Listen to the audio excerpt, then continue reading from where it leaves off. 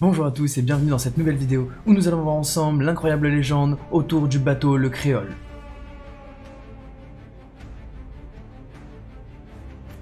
C'est en 1926 que le bateau le Créole, réputé pour être le bateau le plus raffiné de son époque, va prendre la mer. Mais dès son premier jour de navigation, par temps calme, il va se passer quelque chose de surprenant. Le bateau va se mettre à tanguer dangereusement et le capitaine aura beaucoup de mal à le manœuvrer. À peine inauguré, il va donc retourner chez le constructeur pour défaut de conception. Et pendant de nombreuses années, on n'entendra plus parler de ce bateau.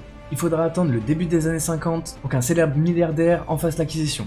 Il va alors entreprendre de nombreux travaux à l'intérieur de ce bateau, mais aussi à l'extérieur, pour régler tous les problèmes de conception et en faire un immense palace qui peut naviguer sur l'eau. Ces réparations vont lui coûter des millions et dureront plusieurs années. Mais lorsque ce sera terminé, il utilisera ce bateau pendant de nombreuses années et fera même monter les plus grandes stars sur ce bateau, sans qu'il ne se passe quoi que ce soit.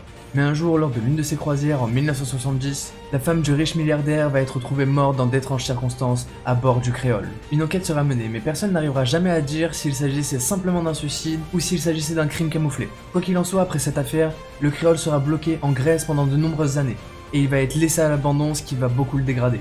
Ce ne sera qu'en 1983 qu'un célèbre couturier va en faire l'acquisition, et lui aussi va entreprendre d'énormes travaux sur ce bateau pour essayer de lui redonner sa beauté d'antan. Les travaux de rénovation vont durer plus de 6 ans, et vont également lui coûter de nombreux millions. Pourtant, malgré tous les travaux qui ont été effectués sur ce bateau, il semble qu'il y a un problème qui persiste, car dès la première fois qu'il va vouloir utiliser son bateau, les voiles ne veulent pas descendre, et le bateau n'avance tout simplement pas.